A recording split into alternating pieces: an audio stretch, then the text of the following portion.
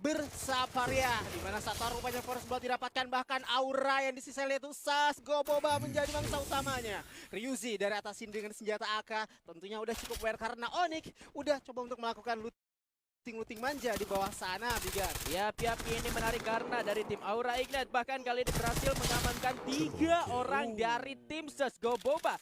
Hanya menyisakan 1 orang saja di area bawah sana. Menarik, di satu area desap mereka memperebutkan 1 kompon yang sama dan ini menjadi hasil yang manis di awal-awal untuk tim dari Aura Ignite. Bahkan rupanya Adrian yang bukan LH berhasil menumbangkan 1 orang terakhir dari Sasgoboba. Ini unik. Kenapa gue bilang unik? Nggak seperti biasanya Aura bermain split 2-2. Biasanya Aura satu squad itu full berada di area common post. Tetapi kali ini dengan mengutus 2 orang, Aimgat dan juga Adrian yang berada di area The Subs, mereka berhasil melakukan clutch kepada teman-teman dari Sasgoboba. Yang mana mereka kayaknya Sasgoboba nggak dapat sama sekali resource di area tersebut. Ketika si Saironya ini pengen narik sejauh mungkin, si acting dari seorang Adrian emang benar-benar on point, langsung menusuk ke jantungnya si Siro. Sehingga Siro pun nggak bisa berkutik banyak. Dan bahkan Bigan, di area sisi lain juga terjadi peperangan masih antara Onyx dan juga JIT Capital. Nah, ini menarik antara tim Onyx Olympus dan juga JIT Capital. Sama-sama kedua tim yang sebetulnya ini adalah panggung pertama mereka di Slay-in. Tapi kali ini suara tembakan sudah tidak bisa dihindarkan karena Lau di dalam turunnya sudah sangat terancam. Bakal berikan masih bisa dalam sebuah kampung, tapi kepleset.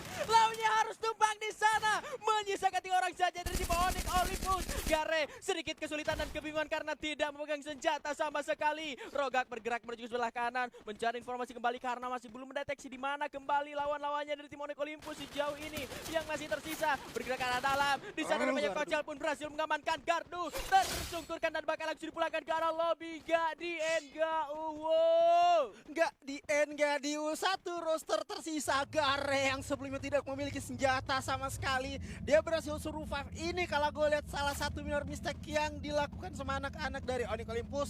Ketika dia terlalu memaksakan di area tersebut, resource yang mereka miliki sangatlah kurang. Bahkan dari si Gare sendiri tidak memiliki senjata, terpaksa memulangkan 2 orang temannya. Ini sangat menarik karena dari si Gare menggunakan skill karakter Clay yang sebelumnya tidak pernah kita lihat di panggung major, kan?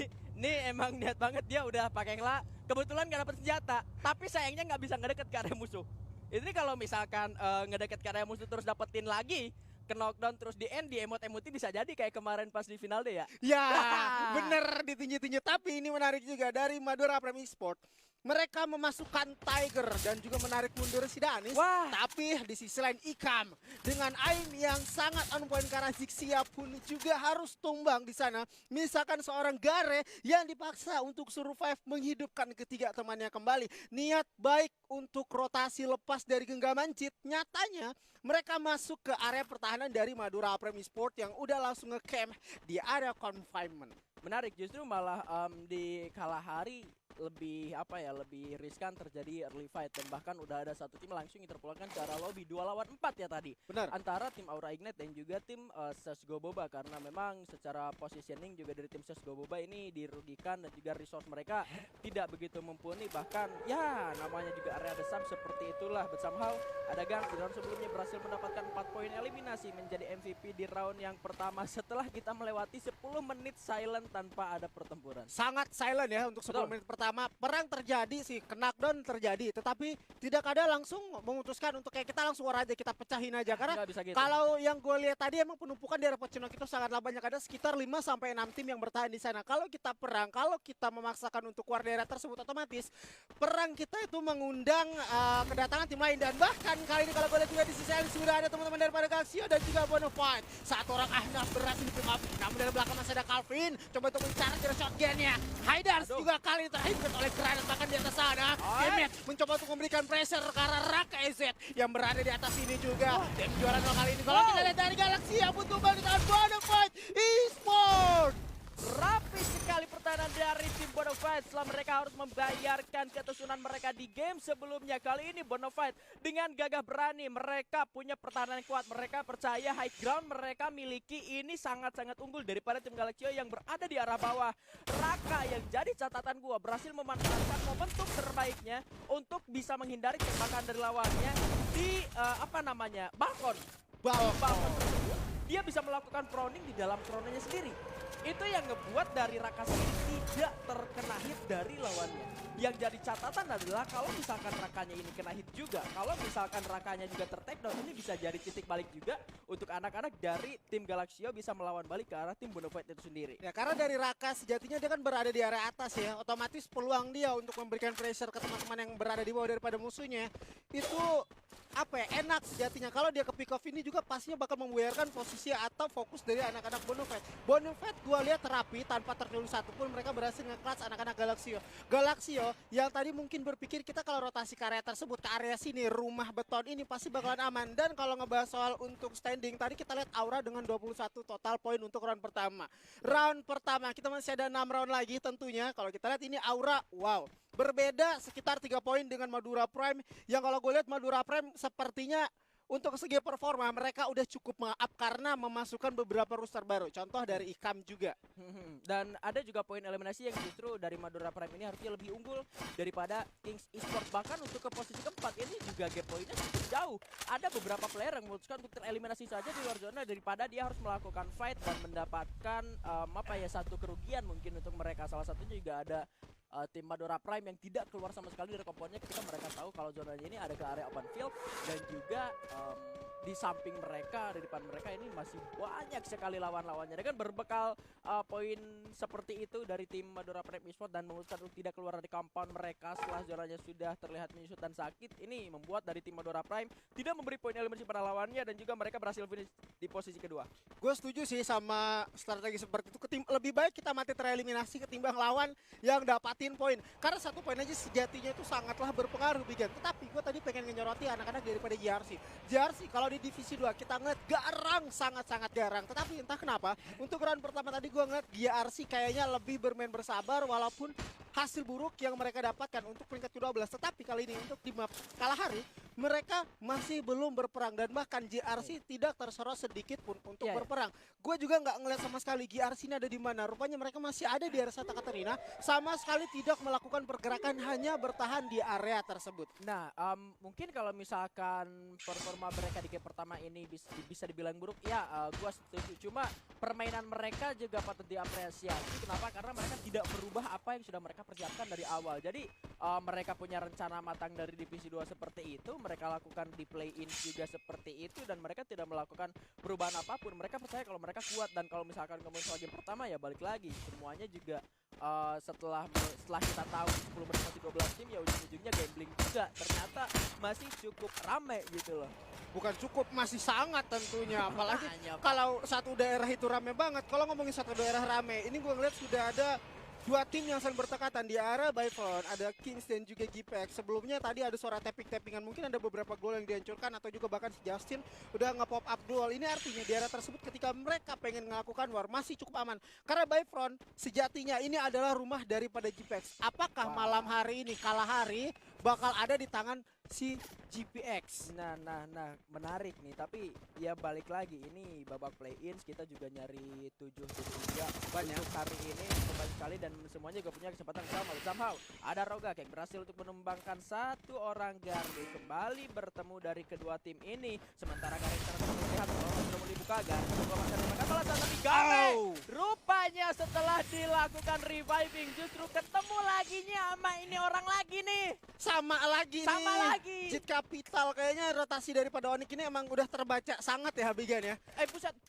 Bocah konsil hall tadi ya? Iya, ini di konsil hall tadi, Pak. Iya, sampai sekarang ada di area rumah 4 ini juga kebaca pergerakannya.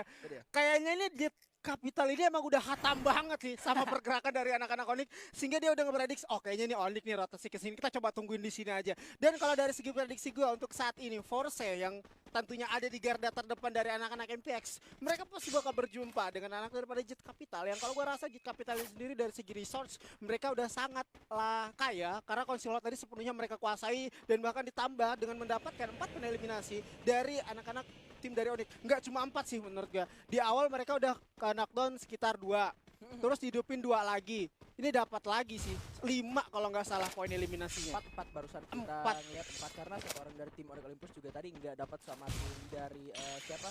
Dari Gennya sendiri ya. Jadi itu Jet Capital udah pure dapat 4 poin eliminasi, cuma dari tim Onyx Olympus yang memberi ke tim yang lain juga bersama kali ini sudah bakal dapat kali Justin dengan yang 9-nya merupakan satu orang Nix. Upaya follow up juga coba dilakukan oleh King Esports tapi sudah sangat sulit. Chrono sudah mulai dibuka sementara Jet Capital Esports memantau dari arah belakang. 1 poin eliminasi berhasil dikonfirm oleh tim GPX terhadap lawannya, tapi kali ini posisi dari mereka pun cukup terancam. Mereka harus berusaha kembali. Sementara 1-2 kembali buka, ada pelontar dimasukkan ke arah dalam sana. Masih belum, ternyata malah Raw-nya berhasil ditumbangkan balas. Bahkan kali ini Raw harus segera diselamatkan terlebih dahulu. Ada Ryuji juga berhasil ditumbangkan balas, tapi sangat sulit untuk melakukan upaya ending karena dari kedua tim ini sama-sama ada di compound yang berbeda. Masih bisa untuk dilakukan penyelamatan tapi Wings dengan penglihatan yang mata elang dari seorang Wings masih bisa mendapatkan satu kekiran ke arah kepala dari seorang Dava dan masih juga belum bisa di ending dan harusnya masih sama-sama bisa diselamatkan. Dari area seperti ini gue ngelihat ya, Kings Oh my god. Di sisi lain inilah sang naga kita. Sang tim dari makhluk mitologi udah sangatlah membara, Bigan. 8 poin eliminasi udah mereka kumpulkan tanpa tersorot sedikit pun. MBR yang sebelumnya bergerak dari belakang, bermain dengan silent tapi masih terbaca untuk segi rotasi daripada anak-anak Aura. Sebelumnya by front ada Kings dan juga GPX yang udah saling bersikutan, tetapi nyatanya si Kings lebih berpikir atau lebih memilih jalan untuk menghindari area tersebut karena sejatinya ketika satu orang dari tim Kings ini udah ke pick off, juga kedatangan tamu ada tim third party yaitu Jet Capital. Di sini tadi kita ngelihat Bigan beberapa kali bertukar knockdown, tetapi nyatanya ini hanyalah kayak peringatan untuk say hello doang, nggak untuk langsung memaksa berperang di sana karena sejatinya kedua-belas tim yang bermain pada malam hari ini pengen ngedapatin poin penuh di setiap roundnya. Jadi mereka tidak pengen ngelakuin kesalahan-kesalahan tersebut. Nah itu dia, saling bertukar kill kalau misalkan dirasa masih cukup sulit untuk melakukan komit. Kalau misalkan tidak percaya untuk dilakukan, jangan terlalu memaksakan diri karena apapun itu, apapun yang dipaksakan, kalau misalkan tidak dipercayakan ini bakal jadi satu blunder juga yang mana itu sendiri. Untuk somehow kali ini area Bifrost ditinggalkan oleh zona. Ryuji didapatkan oleh Ektindir dengan shotgun charge boosternya. Masih belum ada ini karena masih sulit juga. Sementara pembagian posisi dari Jet Capital Sport kali ini cukup unik dan cukup luas juga vision yang diberikan ke arah tim GPX tentunya. Tapi Ryuji masih belum bisa diselamatkan. Sementara Rehan juga berhasil dimakan oleh seorang Wings. Lagi-lagi mata elang dari seorang Wings. Ajaib sekali. Kocel terbutakan ketika berupaya untuk melakukan penyelamatan ke arah Ryuji, malah dirinya pun harus ditumbangkan. Sementara dari Jet Capital Esports hanya menyisakan 2 member saja dan 20 detik lagi zonanya akan menyusut. Zona akan menyusut 20 detik lagi dan ini tentunya anak-anak GPX punya asa untuk melakukan war ke arah depan karena senantiasa dia tahu musuh terus kedua dan bahkan kali ini juga berhasil mendapatkan 1 orang lagi. Dava di pick up untuk yang kedua kali, bahkan di sini juga ada Pak Agus berhasil mendapatkan back. 1 member tersisa daripada Jet Capital yang berada di atas sana. Kindir bakal langsung melakukan inisiasi tapi tidaklah cukup aman, bahkan Raw kali ini terjatuh yang kedua kali karena dari sisi belakang sudah ada King siapa coba itu Gen 2 fight. Bahkan Jet Capital juga berhasil dieliminasi di peringkat ke-8. Yap, zonanya sudah segera menyusut. Ini menjadi sebuah kesulitan juga untuk anak-anak dari tim GPX punya banget di area yang lainnya juga. Aura Ignite lagi ngamuk. Aura sedang berapi-api sejauh ini meskipun kan berhasil tumbangkan dan langsung dipulangkan ke arah Sang Bule, tapi Aimgat bakal berupaya menuju ke area tim yang lainnya. 10 poin masih diamankan. Adrian berhasil mendapatkan kill yang sangat-sangat banyak. Granat dilemparkan, masih belum berhasil untuk menumbangkan ke arah tim Bonafide, yang mana kali ini dari tim Aura Ignite harus kehilangan 1 membernya dan menahan pergerakan dari area belakang. Inikah bisa dimanfaatkan oleh tim Bonafide menjadi termati karena di area dalam sana sudah ada Adrian berhasil mendapatkan 1 korbannya. Ini sudah terlihat Adrian masih mencoba untuk mencari celah, belum masuk ke arah lawannya. Bakal diposisikan untuk tim dari Tang City Esports. Di arah jauh juga sana sudah ada JRC yang bergerak masuk ke dalam zona selanjutnya. Bule menjadi korban dari seorang Adrian. Bahkan kali ini Adrian yang menumbangkan balas bat, tapi Tang City Esports dihantam oleh Aura Ignite di posisi ke-7. Di posisi sudah sangat sulit melawan Aura ketika saat ini juga bahkan Drakanya kepala copot daripada atas. Rupanya ada 1 orang daripada Kings tidak terundang kedatangannya. Nyatanya berhasil mendistraksi dengan sedemikian rupa. Bonafide berada di atas kali ini dan tentunya perebutan kampon bakal terjadi antara sang Raja King Kong kita dan makhluk mitologi Aura. Naga kita bakal membara. Bonafide dan bahkan kali Black bakal tumbang juga di pada Black bakal berjuang seorang diri melawan 3 member dari Aura. Soalnya cari bahkan coba dari belakang ada Kings Cancel yang berhasil mengeliminasi satu player tersisa dari Bonafide Esports. Tidak ada waktu lagi untuk Aura Ignite karena mereka harus segera masuk ke dalam zona selanjutnya. Zonanya sudah berjalan sementara masih ada distraksi dari seorang Rehan sendirian yang membuat pergerakan dari tim Aura Ignite sedikit terdelay. Tapi Rehannya berhasil tumbangkan dengan sangat tenang. Aimgat, bocil ajaib yang sangat luar biasa. Rosman bakal bergerak masuk. JRC juga di sana bakal menjadi sebuah hadangan yang sangat-sangat serius tentunya. Di arah lain ada Rehan yang harus sudah terending. Menjadi pundi-pundi eliminasi untuk tim dari Aura Ignite. Engkitir pun berhasil untuk mendapatkan pundi-pundi poin eliminasinya. Masih ketar. Ada Wings berhasil mendapatkan Surya dan Lip pun terjatuh di hadapan sana.